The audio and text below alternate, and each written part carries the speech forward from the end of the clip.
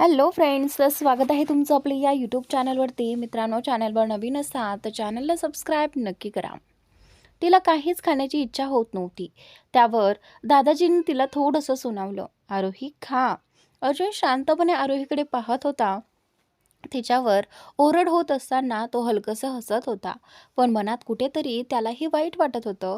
फक्त बाळासाठी तिला एवढं ऐकावं लागत होतं, याचं त्याला दुःख होत होतं. आरोही आधीपासूनच खूप अशक्त होती, त्यामुळे सगळेच तिला खाण्यासाठी आग्रह करत होते. तिने थोडंसंच खाल्लं आणि म्हणाली, दादाजी, आता माझ्याने नाही खाल्लं जाणार. दादाजी म्हणाले, ठीक आहे, पण थोडं थोडं खात राहा. या काळात तुला स्वतःपेक्षा जास्त बाळाची काळजी घ्यायला आहे. आम्हाला माहीत आहे की आम्ही थोडे कडक होत आहोत, पण तुझं वय अजून कमी आहे आणि तू गर्भवती आहेस, म्हणून आम्ही हे सगळं सांगतोय. दादाजींचे शब्द ऐकून आरोही त्यांच्या जवळ गेली आणि त्यांच्या गळ्यात पडत म्हणाली, आम्हाला माहिती आहे तुम्ही आमचीच काळजी करत आहात. अर्जुन म्हणाला, मी ऑफिसला निघतोय. दादाजींनी होकार दिला आणि ते आपल्या खोलीत गेले. आरोही तिथेच उभी होती. अर्जुन तिच्या जवळ आला. तिच्या कपाळावरती केस करत म्हणाला, आपली काळजी घे आणि आपल्या बाळाचीही. इतकं बोलून तो हसत ऑफिसला निघून गेला. आरोही पुन्हा खोलीत आली आणि अभ्यासाला बसले, कारण तिची परीक्षा जवळ आली होती. चंदू सतत तिच्यासाठी काही ना काही आणत होता. बघता बघता संध्याकाळ झाली होती. दुसरीकडे मुंबईत तारा चिरागची खूप काळजी घेत होती. त्याच्यावर होणारा सगळा खर्च ती स्वतः करत होती आणि तिला ते मनापासून योग्य वाटत होतं. नताशा देखील अधूनमधून त्यांना भेटायला येत होती. असंच एक आठवडा निघून गेला. चिराग आता बऱ्यापैकी बरा झाला होता, पण अजूनही त्याच्या हाताला फ्रॅक्चर होतं. त्यामुळे तो फारसं काम करू शकत नव्हता. तारा शक्य तितका वेळ चिराग सोबतच राहायची, त्यामुळे तिला अभ्यासासाठी वेळच मिळत नव्हता. चिरागला हे सगळं लक्षात आलं होतं, म्हणून तो म्हणाला, तारा, आता तू घरी जा आणि माझी काळजी घे. तुला अभ्यास करायचा आहे, कारण तुझी परीक्षाही जवळ आली आहे. माझ्यामुळे तू नापास व्हावीस असं मला अजिबात नकोय. तारा ठामपणे म्हणाली, नाही, सध्या माझ्यासाठी तुम्हीच सगळ्यात महत्त्वाचे आहात. तुम्हीच माझं आयुष्य आहात. तुमच्याशिवाय काहीच नाही. अभ्यास कधीही होऊ शकतो, पण सध्या तुमची काळजी घेणं माझ्यासाठी सगळ्यात जास्त गरजेचं आहे आणि मला यावर काहीच ऐकायचं नाही. हे बोलून तिने आणलेला डब्बा उघडला आणि स्वतःच्या हाताने चिरागला खाऊ घालू लागली. चिराग शांतपणे तिच्या हातातून खात होता. थोड्या वेळाने चिरागने विचारलं, तू खाल्लंस का? ताराने नकारार्थी मान हलवली. तेव्हा चिरागने स्वतःच्या हाताने तिलाही खाऊ घातलं. दोघंही एकमेकांना खाऊ घालत हसत होते. असंच करत एक महिना निघून गेला. दुसरीकडे राजस्थानमध्ये अर्जुनने रोहनची फारच वाईट अवस्था केली होती. रोहन बोलायलाही सक्षम नव्हता. तो मरायची भीक मागत होता, पण अर्जुनच्या मनात त्याच्याबद्दल कोणतीही दया नव्हती. अर्जुन सध्या घरीच होता, कारण त्याला आरोहीसोबत वेळ घालवायचा होता. आरोही बाल्कनीत उभी राहून चंद्राकडे पाहत होती. अर्जुन हळूच मागून आला. तिला मिठीत घेत तिच्या खांद्यावर डोकं ठेवत म्हणाला, काय बघतेस? आरोही हसत म्हणाली, चंद्र किती सुंदर आहे ना? अर्जुन म्हणाला, पण तू त्याच्यापेक्षा कितीतरी जास्त सुंदर आहेस. असं म्हणत त्याने आरोहीच्या गालावरती किस केलं. आरोहीच्या गर्भधारणेला 3 महिने पूर्ण झाले होते. तिच्या चेहऱ्यावर तेज वाढलं होतं आणि ती थोडी भरलीही होती. तरी सुद्धा तिचं पोट अजून फारसं दिसत नव्हतं. घरातले सगळेच तिची खूप काळजी घेत होते. गर्भधारणेमुळे तिच्या स्वभावात चिडचिड आणि राग वाढला होता. पण सगळ्यांनाच माहिती होतं की ह्या काळात स्वाभाविकच असतं. 24 तास तिची काळजी घेतली जात होती. तिच्या खाण्यापिण्याची खास वेळापत्रक ठरवलेली होती. कारण आरोही लवकर किंवा मनापासून जेवत नव्हती. आरोही बऱ्याचदा आनंदीही असायची, पण तरीही तिच्या मनात कुठेतरी एक भीती सतत दाटून राहायची. ती भीती नेमकं कशाची आहे हे तिलाही कळत नव्हतं. पण तो अनामिक धसका आणि अस्वस्थता कायम तिच्या मनाला छळत राहायची. आजपर्यंत ही गोष्ट आरोहीने अर्जुनपासूनही लपून ठेवली होती. मात्र तिला काय माहिती होतं की अर्जुन तिच्या मनातली प्रत्येक भावना, तिच्या हृदयातील प्रत्येक वेदना अगदी सहज ओळखत होता. एके दिवशी आरोही बागेत फेरफटका मारत होती. चालता चालता अचानक तिला चक्कर आली आणि ती बेशुद्ध पडली. चंदूने हे दृश्य पाहताच तो घाबरून गेला. तो धावत तिच्या जवळ गेला आणि तिला शुद्धीवर आणण्याचा प्रयत्न करू लागला. मात्र आरोहीकडून कोणतीही हालचाल होत नव्हती. हे पाहून चंदू अधिकच चिंतेत पडला. तो लगेच धावत घरात गेला आणि दादाजी तसेच स्टडी रूममध्ये बसलेल्या अर्जुनला बोलावून आणतात. चंदूचा घाबरलेला आवाज ऐकताच अर्जुन लगेच उठला आणि विचारलं, काय झालं चंदू? तू एवढा घाबरलेला का दिसतोयस? त्यावर चंदू म्हणाला, साहेब, बागेत वहिनी बेशुद्ध पडल्या आहेत. कृपया लगेच चला. आरोही बेशुद्ध पडल्याचं ऐकताच अर्जुन क्षणाचाही विलंब न करता बागेकडे धावला. तिथे त्याने पाहिलंय की आरोही जमिनीवर बेशुद्ध अवस्थेत पडलेली आहे. अर्जुनने तिला तात्काळ उचलून आपल्या कुशीत घेतलं आणि घरात घेऊन आला. त्याच्या मनात प्रचंड अस्वस्थता होती. त्याला सर्वात जास्त चिंता आरोहीची आणि तिच्या पोटातील बाळाची वाटत होती. दादाजींनी आधीच डॉक्टरांना बोलावलं होतं. डॉक्टरांनी तपासणी करून बाहेर येत अर्जुनला सांगितलं, रुग्णाची मानसिक अवस्था खूप कमजोर आहे. ती आतून खूप तणावात आहे. असं वाटतंय की एखादी गोष्ट ती मनात दडून ठेवत आहे आणि कोणाशीच बोलू शकत नाही. तुम्हाला माहिती आहे का की ती नेमकी कशामुळे इतकी अस्वस्थ आहे? हे ऐकून अर्जुनला सर्व समजलं. आरोही नेमकं काय विचार करत आहे हे त्याला चांगलंच ठाऊक होतं. तो म्हणाला, हो डॉक्टर, मी तिची पूर्ण काळजी घेईन. डॉक्टर पुढे म्हणाले, तिची खूप काळजी घ्या. या अवस्थेत तणाव तिच्यासाठी अजिबात योग्य नाही. विशेषतः डिलिव्हरीनंतर काही गुंतागुंत निर्माण होऊ शकते. शक्य असल्यास तिला अशा ठिकाणी घेऊन जा जिथे ती पूर्णपणे शांत, निवांत आणि आनंदी राहू शकेल. डॉक्टरांनी काही औषधं दिली आणि ते निघून गेले. डॉक्टरांचे बोलणे ऐकून अर्जुन अधिकच चिंतेत पडला, पण त्याने स्वतःला सावरत म्हटलं की तो पुढे पूर्ण काळजी घेईल. दादाजींनी अर्जुनला विचारलं, आरोही नक्की कशाचा विचार करत आहे हे तुला माहिती आहे का? अर्जुन शांतपणे म्हणाला, हो दादाजी, ती आपल्या भूतकाळाबद्दल विचार करत आहे. तिच्या बालपणी नेमकं काय घडलं, तिच्या आई वडिलांसोबत काय झालं हे सगळं तिला जाणून घ्यायचं आहे. पण मी तिला अजून संपूर्ण सत्य सांगितलं नाही. त्यामुळेच ती आतून घुसमटत आहे. थोडा थांबून तो पुढे म्हणाला, पण आता मी हे अधिक काळ लपू शकत नाही. मला तिला सगळं सत्य सांगावं लागेल. या अवस्थेत तिला असं पाहणं माझ्या सहनशक्तीपलीकडे आहे. अर्जुनचे बोलणे ऐकून दादाजी सोफ्यावर बसत म्हणाले, याच गोष्टीची आम्हाला भीती होती. म्हणूनच आम्ही तिला सर्व काही सांगत नव्हतो. पण रागाच्या भरात तुम्ही तिला सत्य सांगितलं आणि आता त्याचा परिणाम दिसतो आहे. अर्जुन म्हणाला, दादाजी, आम्ही तरी काय करणार होतो? तिने स्वतःच सर्व जाणून घेण्याचा निर्णय घेतला होता. दादाजी म्हणाले, आम्हाला माहिती आहे की तुमचा हेतू चुकीचा नव्हता, पण परिस्थिती नाजूक आहे. हे ऐकून अर्जुन दादाजींच्या गळ्यात पडला आणि म्हणाला, सॉरी दादाजी, आता असं पुन्हा होणार नाही. मी काही दिवसांसाठी आरोहीला कुठेतरी बाहेर घेऊन जायचं ठरवलं आहे. तुमची परवानगी असेल तर. दादाजी म्हणाले, हो नक्की घेऊन जा, पण तिची पूर्ण काळजी घ्या. यावेळेस तिला तुमची खूप गरज आहे.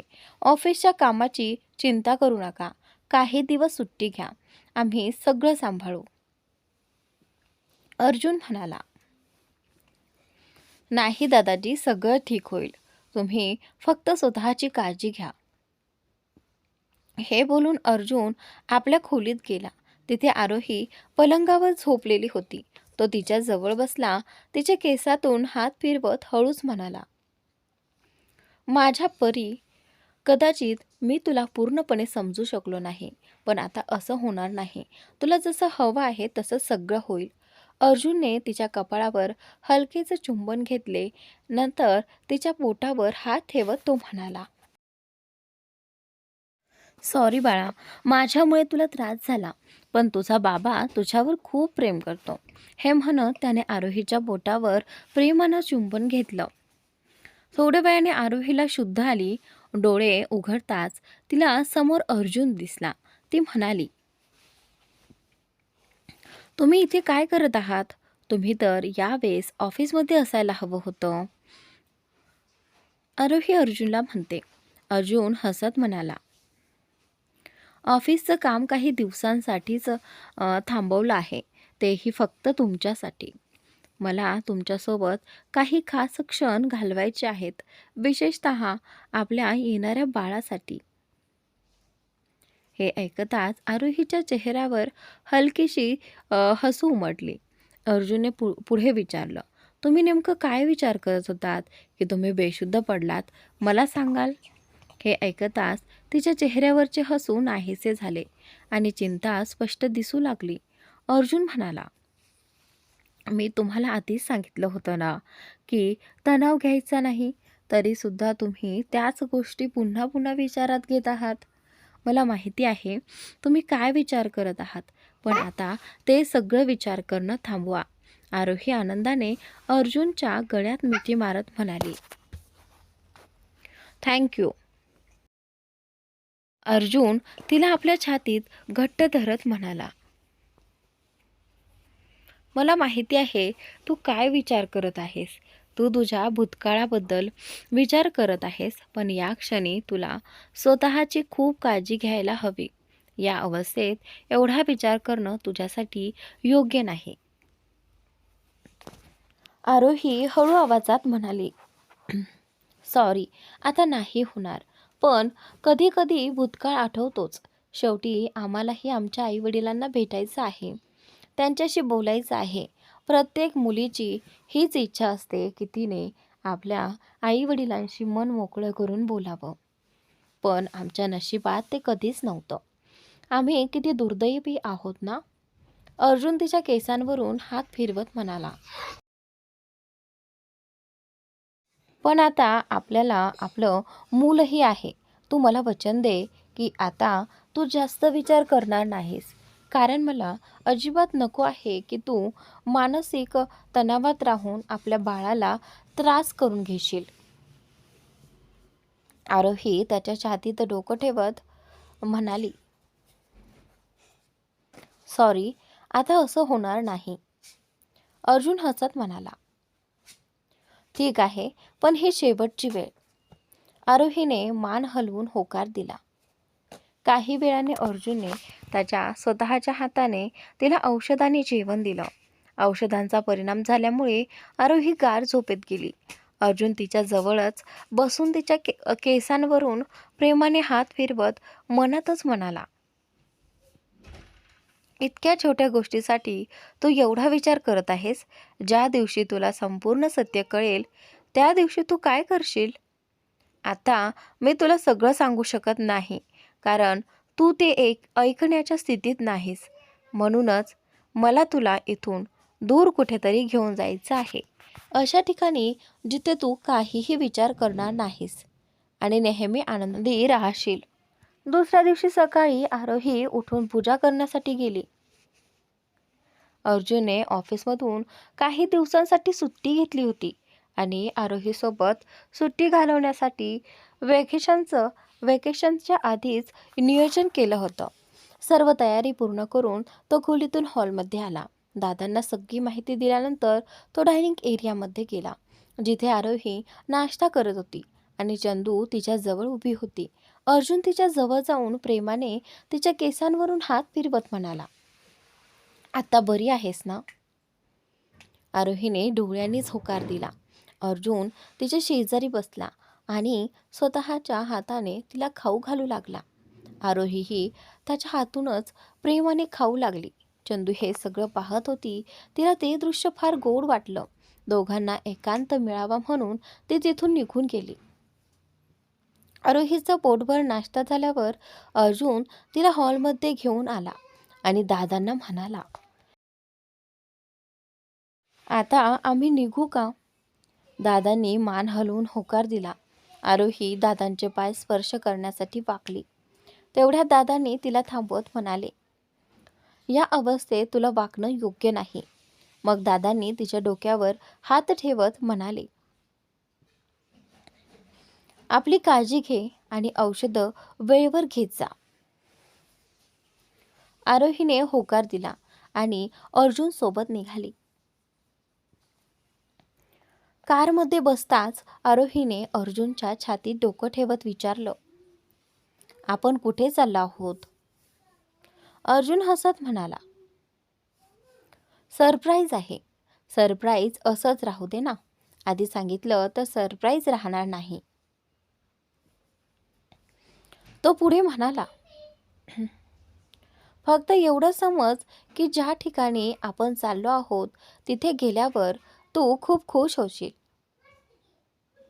आरोहीने लाडीकपणे म्हणाली, प्लीज सांगा ना, आमच्याशी थांबवत नाहीये आणि आमचं हे बघा. असं म्हणत तिने अगदी निरागस चेहरा केला.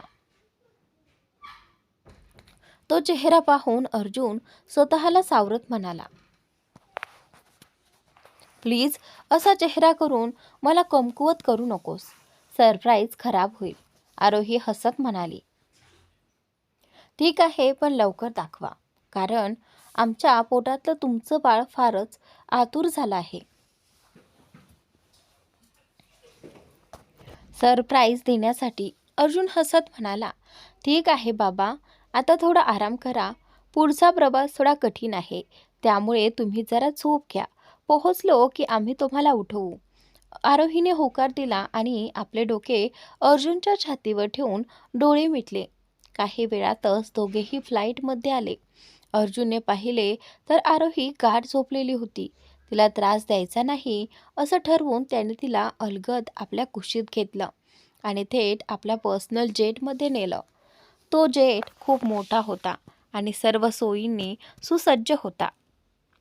त्यात अर्जुनचा एक खास रूम होता, जिथे तो थकला की आराम करत असे. अर्जुनने आरोहीला त्या खोलीत नेऊन हळूच बेडवर झोपवलं. तिच्या कपाळावर हलकेच किस करून तो बाहेर आला आणि दरवाजा बंद केला. काही तासानंतर फ्लाईट एका आयलँडवर उतरली. तो आयलँड अर्जुनचाच होता, जो त्याने खास आरोहीसाठी घेतला होता. पण आजपर्यंत तिला इथे आणायची संधी त्याला मिळाली नव्हती. आज मात्र तो क्षण आला होता. फ्लाईट थेट त्या आयलँडवरील एका भव्य फार्म हाऊसच्या छतावर उतरली. अर्जुनने पाहिलं तर आरोही अजूनही झोपलेलीच होती.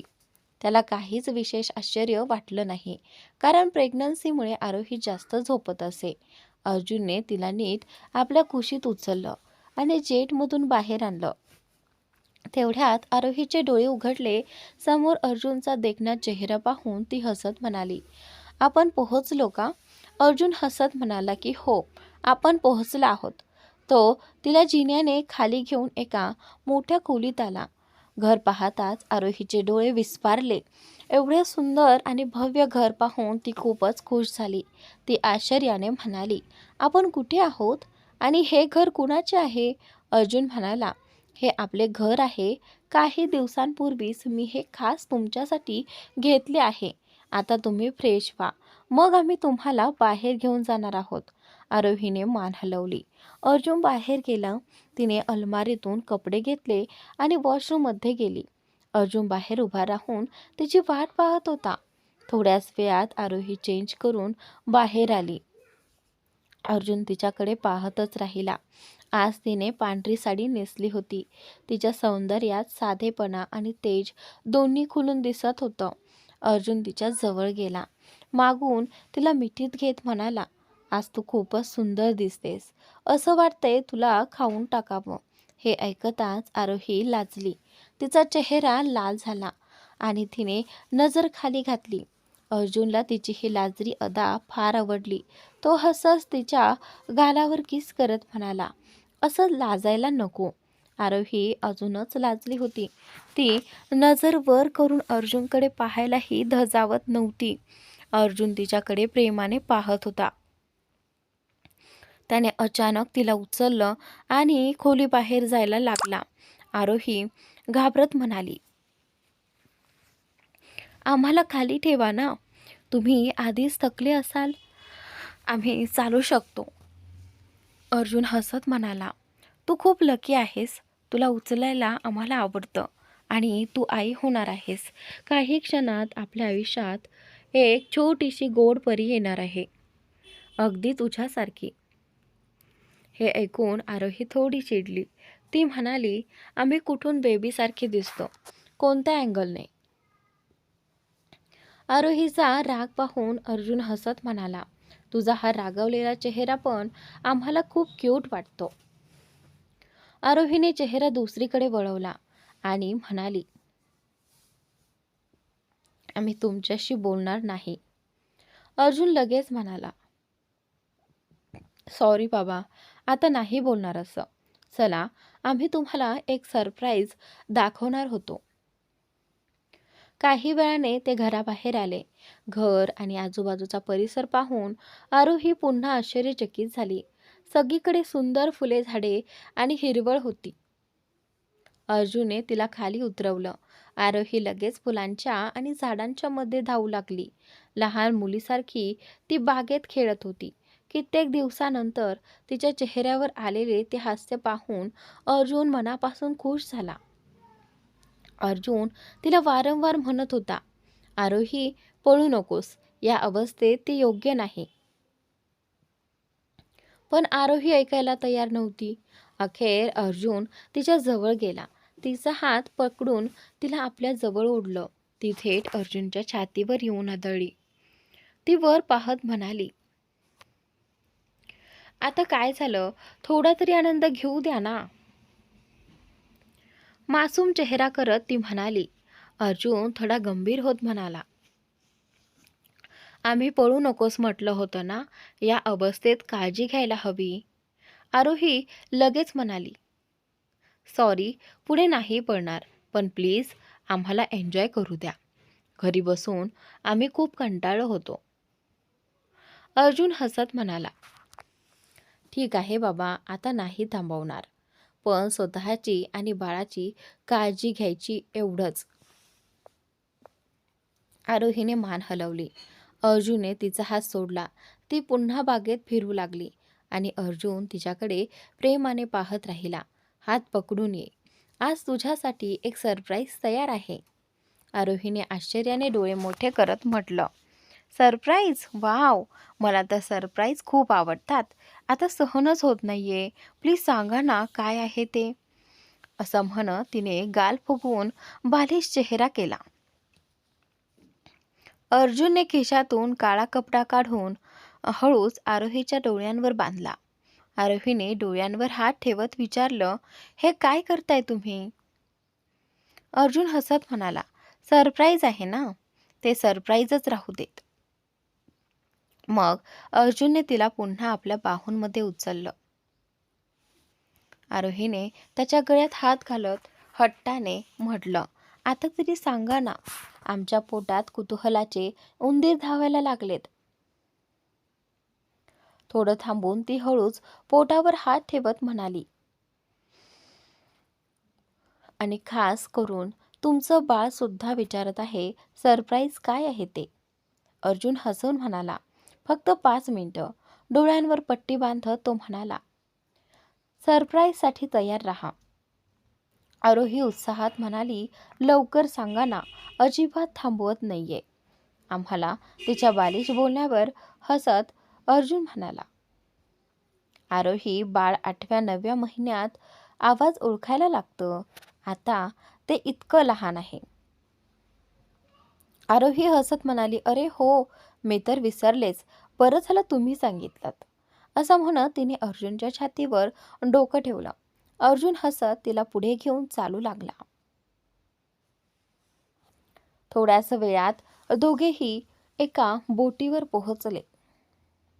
अर्जुनने तिला बोटीवर उभं केलं आणि डोळ्यांवरील पट्टी काढली. आरोहीने हळूहळू डोळे उघडले. समोरचं दृश्य पाहून ती आनंदाने अक्षरशः वेडी झाली. ती गोल फिरत म्हणाली, हे किती सुंदर आहे. मी आयुष्यात असं काही कधीच पाहिलं नाही. ती एक खास बोट होती. अर्जुनने फक्त आरोहीसाठी नियोजन केलेली. तिला आनंदी पाहण्यासाठी त्याने सगळं केलं होतं. बोट मोकळी होती. मधोमध सुंदर बेड, पडदे, candle light dinner, lighting, decoration. समुद्राच्या मधोमध असलेली ती बोट पूर्ण आयलंडच दृश्य दाखवत होती. आरोही भावुक होत म्हणाली, हे सगळं तुम्ही आमच्यासाठी केलंय? अर्जुन तिला मागून मिठीत घेत म्हणाला, हो, फक्त तुझ्यासाठी. कसं वाटलं सरप्राईज? आरोहीने त्याच्या गालावर किस करत उत्तर दिलं, खूपच सुंदर. अर्जुन हळूच म्हणाला, तुझं हसणं आमच्यासाठी सगळं आहे. तुला आनंदी ठेवण्यासाठी आम्ही काहीही करू. यापेक्षा खास काहीच नाही. असं म्हणत त्याने तिच्या गालावर हलकसं चुंबन दिलं. आरोही आनंदात त्याच्या छातीवर डोकं ठेवून शांत उभी होती. अर्जुनचे हात तिच्या पोटावरून हळूवार फिरत होते. आरोही भावुक होऊन म्हणाली, तुमच्या आयुष्यात आल्यानंतर आमचं आयुष्य पूर्ण बदललं आहे. आम्ही देवाकडे काहीच मागत नाही. प्रत्येक मुलीची इच्छा असते की तिला चांगला नवरा आणि चांगलं कुटुंब मिळावं, आणि ते सगळं आम्हाला मिळालं. लोक आम्हाला अनाथ म्हणायचे, पण आज पहा, आमच्याकडे एक कुटुंब आहे आणि आम्ही त्यात खूप आनंदी आहोत. अर्जुन तिला समजावत म्हणाला, तुला कोणी सांगितलं की तू अनाथ आहेस? तुझंही कुटुंब आहे. स्वतःला असं का म्हणतेस? आरोही शांतपणे म्हणाली, समाजाने आम्हाला तेच शिकवलं. एकटी मुलगी असेल तर तिला किती वेगवेगळे शब्द ऐकावे लागतात. हे आम्ही लहानपणापासूनच शिकलो. पण तुमच्या येण्याने कळलं, सगळे स्वार्थी नसतात. तुमचं प्रेम आणि त्याचं प्रतीक आमच्या आत आहे. यापेक्षा आम्हाला काहीच नकोय. अर्जुन तिला कॅन्डल लाईट डिनरजवळ घेऊन गेला. तिला खुर्चीवर बसवलं आणि स्वतः शेजारी बसला. त्याने तिचा आवडत्या पदार्थांनी प्लेट सजवली. आरोहीने आवडतं जेवण पाहताच डोळे चमकले आणि ती आनंदाने जेवू लागली. तिला पाहून अर्जुनच्या ओठांवर हसू आलं. जेवण झाल्यावर आरोही उभी राहून त्याच्याकडे आली. त्याच्या मांडीवर बसत म्हणाली, थँक्यू या सगळ्यासाठी. असं म्हणत तिने त्याच्या गालावर किस केलं. अर्जुनने तिला उचलून बेडकडे नेलं. ती त्याला मिठी मारून त्याच्या गळ्यात हात घालून बसली. चंद्रप्रकाशात तिचा चेहरा अधिकच उजळ दिसत होता. अर्जुन हळूच म्हणाला, तुझ्या सौंदर्याने आम्ही पूर्ण वेडे झालो आहोत. कधी कधी भीती वाटते, कोणी तुला आमच्यापासून दूर नेल की काय. आरोही हसत म्हणाली, आता पण भीती वाटते. ती त्याच्या ओठांवर हलकसं चुंबन देऊन लगेच दूर झाली. अर्जुन हसत म्हणाला, आता थोडी कमी झाली. त्याची खोडकर अदा पाहून आरोही म्हणाली, तुम्ही खूप शरारती झालात. आमच्यासोबत राहून तुम्हीही नटखट झालात. अर्जुन हसून म्हणाला, ते खरं आहे आणि आता आयुष्यभर असंच राहणार. रात शांतपणे पुढे सरकत होती. थोड्याच वेळात आरोही थकून अर्जुनच्या छातीवर डोकं ठेवून झोपली. अर्जुनने तिला ब्लँकेटमध्ये नीट गुंडाळलं, स्वतःच्या कुशीत सुरक्षित घेतलं आणि तोही शांत झोपेत गेला. आरोही अर्जुनच्या छातीवर डोके ठेवून शांतपणे झोपली होती. दुसऱ्या दिवशी सकाळी तिचे डोळे उघडले तेव्हा तिने चेहरा वर करून पाहिलं. समोर अर्जुनचा तो देखणा चेहरा पाहून ती काही क्षणासाठी हरवूनच गेली. मग हळूच उठून तिने त्याच्या कपाळावर एक हलकेसे चुंबन दिले आणि हसत म्हणाली, गुड मॉर्निंग. त्यावर अर्जुननेही डोळे उघडत हसून उत्तर दिलं, गुड मॉर्निंग, आणि तिला पुन्हा आपल्या मिठीत घेतलं. आरोहीने मग त्याला सांगितलं, आपल्याला आता निघायला हवं. दोघेही उठलेत, कपडे बदलले आणि फार्म हाऊसकडे रवाना झाले. त्या काळात आरोही खूप आनंदी होती. अर्जुनसोबत असताना तिला तिच्या भूतकाळाचा विचारही येत नव्हता. अर्जुनने आपले संपूर्ण लक्ष तिच्यावर केंद्रित केले होते. तिला कुठलाही ताण येऊ नये म्हणूनच त्याने हा वेकेशन प्लॅन केला होता आणि त्याचा परिणामही दिसत होता. आरोही दिवसेंदिवस अधिक आनंदी होत चालली होती. असेच दिवस जात असताना आरोहीच्या डिलिव्हरीचा महिना आला. त्यावेळी ती राजस्थानमध्ये होती. घरातील सगळेजण तिची खूप काळजी घेत होते. एक दिवस आरोही आपल्या खोलीत बसून काहीतरी वाचत होती. तेवढ्यात अचानक तिच्या पोटात तीव्र वेदना सुरू झाल्या. वेदनेनं ती जोरात ओरडू लागली. आवाज ऐकून चंदू धावत आली आणि घाबरत म्हणाली, बाईसा, काय झालं? तुम्ही ठीक आहात ना? आरोही कळवळून म्हणाली, चंदू, माझ्या पोटात खूप दुखत आहे. कृपया हुकुमसांना लगेच बोलवा. चंदू लगेचच अर्जुनकडे धावली. तो त्यावेळी स्टडी रूममध्ये मीटिंगमध्ये बसला होता. चंदूचा घाबरलेला आवाज ऐकताच त्याने लगेच कॉल कट केला आणि विचारलं, काय झालं? डोळ्यात अश्रू भरून चंदू म्हणाली, हुकुमसा, बाईसांच्या पोटात खूप दुखत आहे. हे ऐकताच अर्जुन क्षणाचाही विलंब न करता स्टडी रूममधून थेट आपल्या खोलीकडे धावला. तिथे आरोही पोट धरून वेदनेने तडफडत होती. अर्जुनने ताबडतोब तिला आपल्या बाहुपाशात उचललं आणि जिना उतरून तिला थेट हॉस्पिटलकडे नेलं. आरोहीची अवस्था पाहून अर्जुनला आतून असह्य वेदना होत होत्या. तिला वेदनेत पाहणं त्याला सहन होत नव्हतं. त्याला वाटत होतं जणू कुणीतरी त्याच्या हृदयावरच घाव घालत होत आहे. हॉस्पिटलमध्ये पोहोचताच त्याने कडक आवाजात विचारलं, डॉक्टर कुठे आहेत? हॉस्पिटलमधील डॉक्टर ताबडतोब त्याच्याकडे आले आणि आदराने मान खाली घातली. अर्जुन म्हणाला, माझ्या पत्नीला तपासा. एक महिला डॉक्टर पुढे आली. तिने आरोहीची तपासणी केली. लगेच स्ट्रेचर मागवले.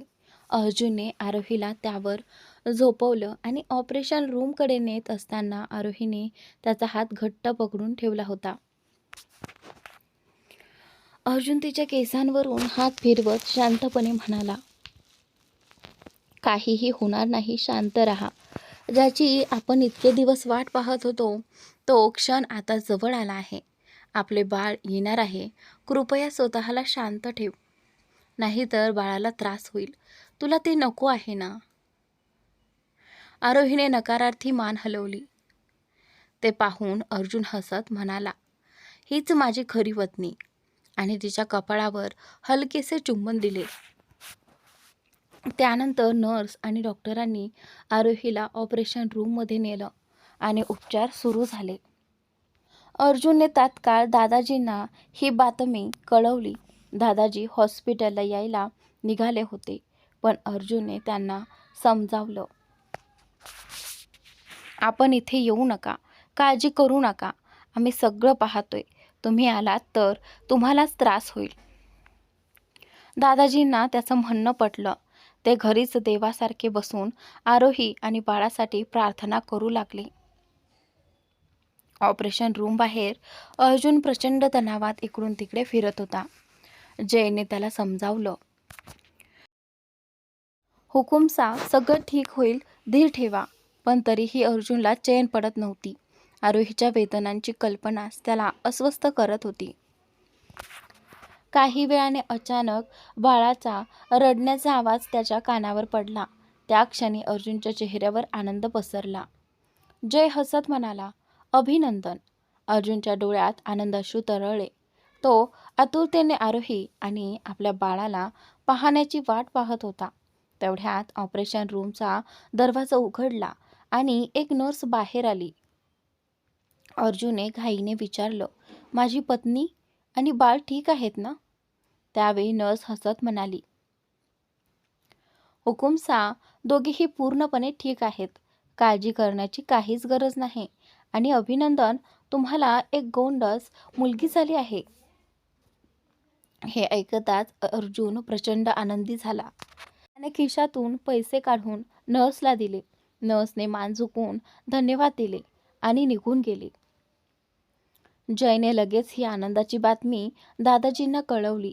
दादाजींना खूप आनंद झाला. त्याने चंदूला सांगितलं, घर अगदी नववधूसारखे सजवा, कारण आपल्या नन्ह्या राजकुमारीचे आगमन झाले आहे. तिला कळायला हवं की तिचे दादाजी तिच्यावर किती प्रेम करतात. हे बोलताना त्यांच्या डोळ्यात आनंद अश्रू होते. चंदूने हळूच विचारलं, दादाजी, तुम्ही रडत आहात का? त्यावर दादाजी हसत म्हणाले, हे दुःखाचे नाहीत रे, हे तर आनंदाश्रू आहेत.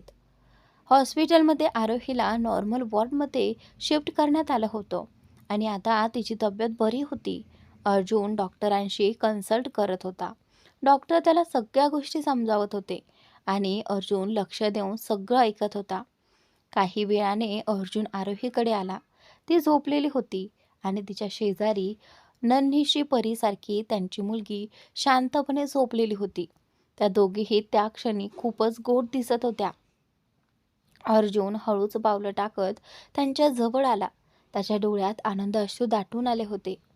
आपल्या पत्नी आणि मुलीकडे पाहत तो स्वतःशीच पुटपुटला, मी बाबा झालो. त्याने हळूच आरोहीच्या कपाळावर किस करत म्हटलं, थँक्यू, मला ही सुंदर भावना दिल्याबद्दल. नंतर त्याची नजर आपल्या मुलीकडे गेली. दुधासारखा गोरा रंग, गालांवर हलकासा गुलाबी रंग, अगदी परीसारखीच दिसत होती ती. आणि त्यानंतर अर्जुन हळूच तिच्या जवळ गेला आणि तिला अलगद उचलून आपल्या कुशीत घेतलं. तेवढ्या त्या छोट्याशा परीने आपले निळे निळे डोळे उघडले आणि अर्जुनकडे निरखून पाहू लागली. तिचे मोठे निळे डोळे पाहून अर्जुन क्षणभर हरवूनच गेला. ते डोळे अगदी आरोहीसारखेच होते. त्याने हसत तिच्या गालावर ओठ टेकवले, माय बेबी, तू तर अगदी आरोहीसारखीच आहेस, माझी नन्ही आरू. असं म्हणत त्याने तिचे मऊ रेशमी छोटेसे हात आपल्या बोटात धरले. ते पाहून अर्जुनच्या चेहऱ्यावर आनंदाचे स्मितहास्य उमटलं. अगं, तू किती क्यूट आहेस, तुला खाऊन टाकावंसं वाटतंय, तो प्रेमाने म्हणाला. ते ऐकून बाळ आपल्या छोट्याशा हातांना तोंडाशी नेत होतं आणि खरगोशासारख्या तोंडातून गोड आवाज काढत होतं, जणू काही आपल्या बाबांशीच बोलत होती. डॅडी, तुम्हाला मी आवडते का? असं काहीच तिच्या हालचालीतून जाणवत होतं. ती आपला हात वर उचलू लागली. अर्जुन हसत म्हणाला, डॅडीला समजलं, तू माझ्या काळजाचा तुकडा आहेस. त्याने तिच्या कपाळावरती किस केलं आणि माझी छोटीशी प्रिन्सेस असं म्हणत तिला I love you so much, आम्ही तुझी खूप खूप वाट पाहत होतो. तुला माहिती आहे का, तुझे डॅडी तुला सगळ्यात जास्त प्रेम करतात. तेवढ्यात बाळ त्याच्याकडे आपल्या निळ्या डोळ्यांनी पाहत हलकसं हसली. अर्जुनचं मन आनंदानं भरून आलं होतं. आयुष्यातली सगळ्यात मोठी खुशी आज त्याच्या हातात होती, त्याची नन्हीशी परी. अर्जुन पुन्हा आरोही जवळ आला आणि तिच्या कपाळावर किस करत म्हणाला, थँक्यू, मला ही सगळी खुशी दिल्याबद्दल. अर्जुनचा स्पर्श जाणवताच आरोहीने डोळे उघडले. समोर अर्जुनला पाहून थोड्या वेदनेतच तिने हळूच हाक मारली. अर्जुन. अर्जुन हसत म्हणाला, आपली नन्हीशी परी झाली आहे, अगदी तुमच्यासारखीच. अर्जुनच्या कुशीत आपल्या बाळाला पाहताच आरोहीच्या डोळ्यात पाणी आलं. अर्जुन, हे आपलं बाळ आहे, ती भावुक होऊन विचारू लागली. अर्जुन म्हणाला, हो, आपली नन्हीशी परी, जिच्यासाठी आपण इतके महिने वाट पाहिली. आरोहीने हात पुढे केला. अर्जुनने बाळ तिला दिलं. आरोहीने खूप काळजीपूर्वक तिला आपल्या कुशीत घेतलं आणि प्रेमाने पाहू लागली.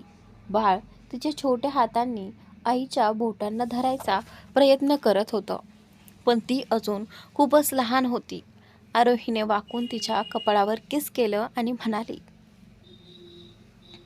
माझं बाळ, तुझी मम्मा तुझ्यावर खूप प्रेम करते. तेवढ्यात डॉक्टर आणि नर्स तिथे आले. डॉक्टरांनी विचारलं, आता कसं वाटतंय? आरोही म्हणाली, आता आधीपेक्षा बरं वाटतंय. मी इथून घरी जाऊ शकते का, असं तिने विचारलं. डॉक्टर म्हणाले, हो, तुम्ही जाऊ शकता, पण अजून शरीरात कमजोरी आहे, त्यामुळे जास्त काम करू नका आणि भरपूर विश्रांती घ्या. आरोहीने मान हलवून होकार दिला. डॉक्टरांनी तपासणी केली आणि निघून गेले. नर्स म्हणाली, आता तुम्ही बाळाला दूध पाजायला हवं. यावेळी बाळासाठी आईचं दूध खूप महत्त्वाचं असतं, त्यातून तिचं पोषण होतं. अर्जुन समोर असल्यामुळे आरोहीला थोडीशी लाज वाटू लागली. ते पाहून अर्जुन म्हणाला, आरोही, आम्ही तुमचे डिस्चार्ज पेपर्स तयार करून आणतो, तोपर्यंत तुम्ही आपल्या नन्हीशी परीला दूध पाजा. तो खाली आला आणि चंदूला शांतपणे म्हणाला, चंदू, आरोहीसाठी थोडं हेल्दी सॉफ्ट फूड पाठव, तिची औषधंही वेळेवर दे. आम्हाला थोडं काम आहे, त्यामुळे बाहेर जावं लागेल. चंदूने मान सुकवत उत्तर दिलं, जी हुकूम साहेब, आणि तो लगेच किचनकडे निघून गेला. अर्जुननेही दादींची रीतसर परवानगी घेतली आणि तो निघाला. कारमध्ये बसताच अर्जुन जयला म्हणाला, सिक्युरिटी टाईट ठेव, कुणालाही काहीच कळायला नको. जयने होकारार्थी मान हलवली आणि कार पुढे चालवली. काही वेळातच ते दोघे ऑफिसला पोहोचले. अर्जुन आपल्या रुबाबदार व्यक्तिमत्वासह ऑफिसमध्ये शिरला आणि थेट आपल्या केबिनमध्ये गेला. काही तासानंतर जय एक महत्त्वाची माहिती घेऊन आला. त्याने केबिनचं दार ठोठावलं. अर्जुन फाईल्स पाहत असतानाच म्हणाला, या आत या. आणि त्यानंतर जय मान खाली घालून आत आला आणि म्हणाला, हुकूम साहेब, मला तुमच्याशी एक खूप महत्त्वाची गोष्ट बोलायची आहे. अर्जुनने फाईल बाजूला ठेवली आणि म्हणाला, काय झालं सांगा. जय म्हणाला, हुकूम साहेब, रणवीर राठोड परत आला आहे. तो सध्या राजस्थानमध्ये आहे. हे ऐकताच अर्जुनचा राग अनावत झाला. तो खुर्चीतून उठत म्हणाला, त्याच्यावर लक्ष ठेवा. तो काय करतो, कुणाला भेटतो, सगळी माहिती मला हवी आहे. त्याने आधीच आरोहीला खूप दुःख दिलं आहे. पुन्हा तिला त्रास झाला हे आम्हाला अजिबात चालणार नाही. तो धोकादायक आहे ना साहेब, जयने विचारलं. अर्जुन गंभीर स्वरात म्हणाला, कसं नाही घाबरणार, ती अजून पूर्णपणे सावरलेलीही नाही आणि आता ही नवी अडचण. जय म्हणाला, साहेब, तो आता खूप बदललेला वाटतो. पाहून असं वाटत नाही की तो जुना रणवीर आहे. अर्जुन ठामपणे म्हणाला, आपण कुठलंही रिस्क घेऊ शकत नाही. तो बदललाय की नाही हे वेळच ठरवेल, पण तोपर्यंत मी सांगतोय तेवढंच करा. जयने मान हलवली. जी साहेब. आणि तो निघून गेला. अर्जुन खिडकीजवळ जाऊन उभा राहिला. आकाशाकडे पाहत तो मनातच म्हणाला, रणवीर, यावेळी जर तू आरोहीला दुखवायचा प्रयत्न केलास तर तुला असा धडा शिकवू की पुन्हा कधी कुणासमोर तोंड दाखवता येणार नाही. आम्ही एकदा तुला बदलण्याची संधी दिली होती, पण यावेळी नाही. तेवढ्यात अर्जुनचा फोन वाजला. स्क्रीनवर नंबर पाहताच त्याने लगेच कॉल उचलला. समोरून आलेलं उत्तर ऐकताच त्याच्या चेहऱ्यावर आनंद पसरला. तो लगेच केबिनमधून बाहेर पडला. मोठ्या बाबलांनी लिफ्टकडे गेला, कारमध्ये बसला आणि थेट घरी निघाला. आज तो प्रचंड आनंदी होता. कार महालासमोर थांबताच एक गार्ड पुढे आला आणि गेट उघडलं. अर्जुन घाईघाईने आत जायला लागला. तेवढ्यात दादाजींनी त्याला थांबवलं. अर्जुन, काय झालं? तू एवढ्या लवकर कसा आलास? दादाजींनी विचारलं. अर्जुन उत्साहाने म्हणाला, दादाजी, खूप चांगली बातमी आहे आणि ती सगळ्यात आधी आरोहीलाच सांगायची आहे, कारण तिचा पूर्ण हक्क आहे. दादाजी हसत म्हणाले, मग आम्हालाही ऐकायचे. नेमकी गुड न्यूज काय आहे ते? अर्जुन दादाजींना आधार देत जिना चढून वर गेला. ते थेट त्या खोलीत गेले जिथे आरोही आपल्या नन्ह्या परीला मांडीवर घेऊन अलगद थोपटवत होती. अर्जुन आणि दादाजींना पाहताच आरोहीने बाळाला बाजूला झोपवलं आणि म्हणाली, दादाजी, तुम्ही इथे? आणि अर्जुन, तुम्ही तर बाहेर जाणार होतात ना? दादाजींनी हातानेच तिला बसून राहायचा इशारा केला. ते सोफ्यावर बसले. अर्जुन म्हणाला, आरोही, आम्हाला तुला एक गोष्ट सांगायची आहे, खूप खास. आरोही हसत म्हणाली, काय आहे ते जनाब, पटकन सांगा. अर्जुन तिच्या जवळ आला. तू ही बातमी ऐकलीस ना, तर सगळ्यात जास्त आनंदी तूच होशील. दादाजी म्हणाले. अर्जुन, आता जास्त सस्पेन्स नको, सांगा काय आहे ते. अर्जुन हसत म्हणाला, संयमाचं फळ गोड असतं. आरोहीने हलकसं त्याच्या हातावर मारत म्हणाली, आता सांगा ना. अर्जुन तिच्या डोळ्यात पाहत म्हणाला, तुझी आई बरी झाली आहे. डॉक्टरांचा फोन आला होता. ती कोमामधून बाहेर आली आहे. हे ऐकताच आरोहीच्या डोळ्यात आनंद अश्रू आले. ती लगेच अर्जुनच्या छातीत वेसावली आणि रडत म्हणाली, खरंच आमची आई बरी झाली आहे? अर्जुन तिच्या केसांवरून प्रेमाने हात फिरवत म्हणाला, हो, तुमची आई आता पूर्णपणे बरी झाली आहे. संध्याकाळपर्यंत त्या इथे पोहोचतील. हे ऐकून आरोहीने डोळ्यात पाणी येऊन अर्जुनकडे पाहिलं, पण लगेचच ती थोडी दूर झाली, कारण आजोबा सगळं पाहत होते आणि त्यामुळे आरोहीला थोडंसं अस्वस्थ वाटत होतं. अर्जुन हसत म्हणाला, कसं वाटलं आपलं सरप्राईज? आरोही भाऊक स्वरात म्हणाली, खूप छान वाटलं, कारण तुम्ही आमची आई आम्हाला परत दिलीत. मनापासून धन्यवाद. यावर अर्जुन थोडा गंभीर होत म्हणाला, तुम्ही सॉरी आणि थँक्यू बोलून स्वतःला माझ्यापासून दूर करत आहात. आरोही हलकेच हसून म्हणाली, नाही, तुम्ही आमच्या खूप जवळ आहात, म्हणूनच आम्ही मनापासून धन्यवाद म्हटलं.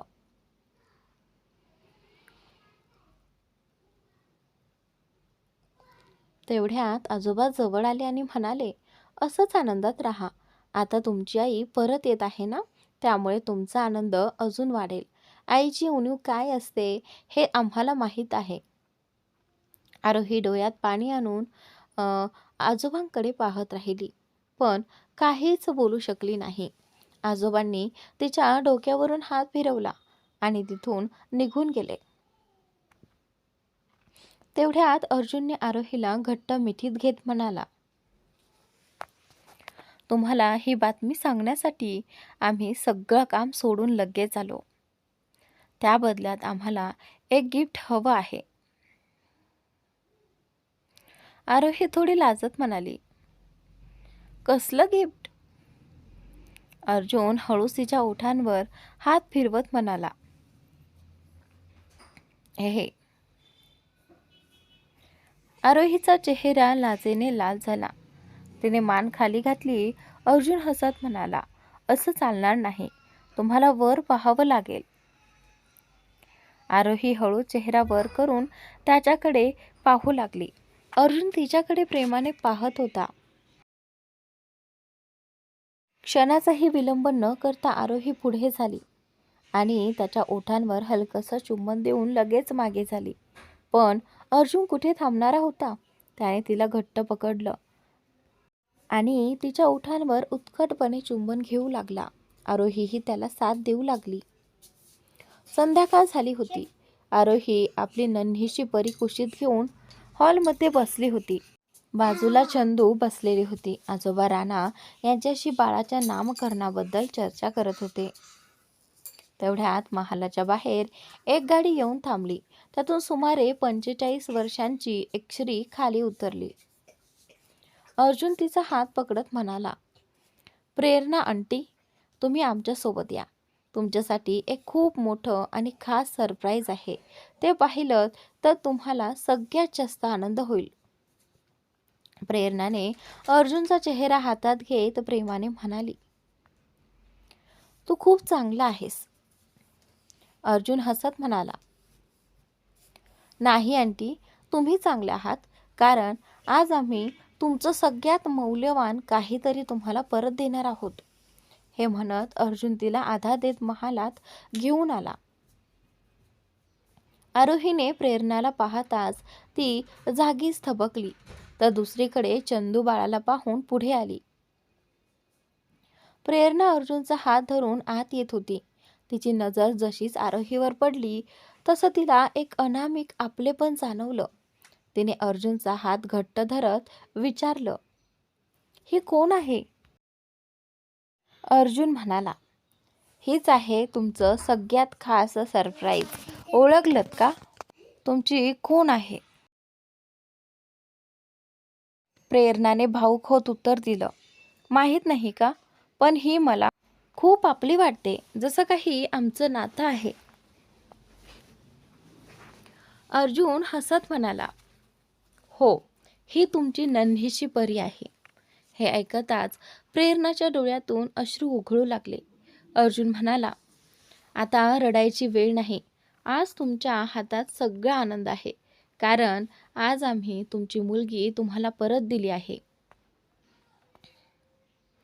प्रेरणा भावुक होत म्हणाली, तू खरंच आमचा मुलगा आहेस. अर्जुन म्हणाला,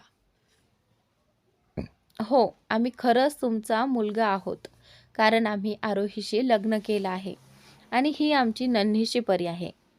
म्हणजेच तुम्ही आज नानी झाला आहात. हे ऐकून प्रेरणा पूर्णपणे हादरली.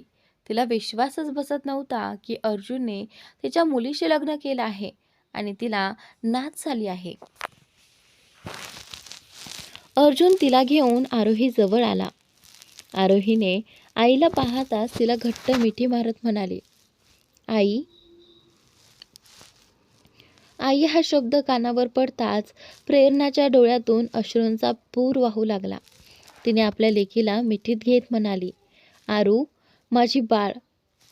आरोही रडत म्हणाली, आई, तुम्ही कुठे गेला होतात? तुम्हाला माहीत आहे आम्ही किती दुःखी होतो. प्रेरणाने तिच्या केसांवरून हात फिरवत म्हणाली, आम्हाला सगळं माहीत आहे. आम्हाला तुमच्याकडे यायचं होतं, पण परिस्थिती अशी होती की येऊ शकलो नाही. आम्हाला माफ कर. आरोही तिचे अश्रू पुसत म्हणाली, आता काहीच नाही, कारण तुमची मुलगी कायम तुमच्या सोबतच राहणार आहे. असं म्हणत तिने प्रेरणाच्या कपाळावर चुंबन दिलं. प्रेरणा खूप आनंदी झाली. तेवढ्यात आरोही म्हणाली, आई, तुमच्यासाठी अजून एक खास सरप्राईज आहे. प्रेरणाने हसत विचारलं, काय आहे ते? आरोहीने प्रेरणाला सांगितलं, आई, आम्हाला तुम्हाला एक खास व्यक्तीशी भेट घालून द्यायची आहे. तिला पाहिलं तर तुम्हाला खूप आनंद होईल.